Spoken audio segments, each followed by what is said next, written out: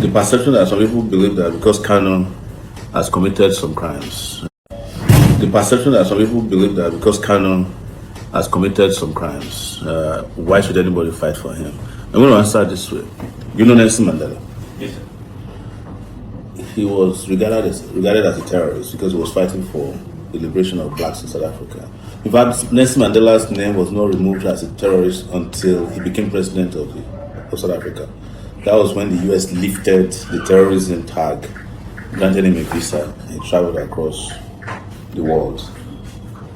And one of the things he said when he was visiting the US, same question was asked of him.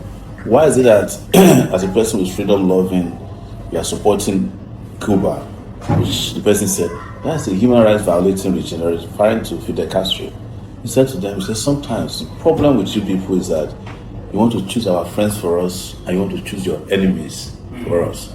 That is basically what is happening in your MBA group. Some people are trying to choose your enemies for you. But the question you should ask yourself is, what is Nnamdikanu fighting for? Self-determination. It came out several years ago that Igbos are tired of being treated like slaves in the country. And he wants the former Biafran region to break away as a nation state. The constitution is very clear. You can agitate for self-determination. But we don't have the position of referendum in our constitution. What's Nnamdikanu fighting for? Self-determination. It came out several years ago that Igbos are tired of being treated like slaves in the country. And he wants the former Biafran region to break away as a nation state. The constitution is very clear. You can agitate for self-determination. But we don't have the position of referendum in our constitution. He started peacefully. He was going from village to village. In fact, he didn't go from village to village. He was on a radio. His only weapon was a microphone. Guess what? When he was arrested the first time, what they found on him was a microphone, not a gun. They found with Mandela a pistol. But with Nnamdi, they found a microphone. In fact, when they were asked to present evidence, even in the ongoing case, the evidence presented is that microphone, his underwear, top and bottom, and some of his writings. No element of terrorism was established in court. Nobody has testified that they saw him buying guns or ordering guns or ordering. They brought to court different kinds of audio messages, which was his response to when police was killing his people. When I was at Sahara Reporters, I had in my possession a video which I published at that time. I don't know if Facebook has taken. As the Nigerian army went to where IPOB people were peacefully gathering and shot them dead live. 2014, I think. They killed them right there. This was captured on tape. It was provided by Amnesty International to me. So who committed the crimes? Is it the person who started peacefully or the government who said so? But like I started this with, this was the goal, you know. But the simplest question a lawyer asks when you go to court is evidence, right? Yes, sir. If somebody is brought before a court on terrorism charges, and we have not been able to prove it in 4 years, there's something wrong with that process. Meanwhile, Simon Ekpa was arrested maybe last year. He has been convicted within 6 months in Finland. He may not have been as guilty as it, but he has the process of appeal.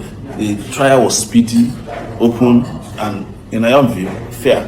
What happens to Nnamdi Kanu? You just keep defending, detaining him. Even when the Court of Appeal said that he's discharged and acquitted and wrote that he should be released forthwith, you refuse to honor that court order. And you are going into NBA groups to say, why is anybody fighting? You are taking extra legal steps to violate the right of a campaigner for self-determination. We are taking extra legal steps to force your hand to respect his rights. That is the reason for my protest.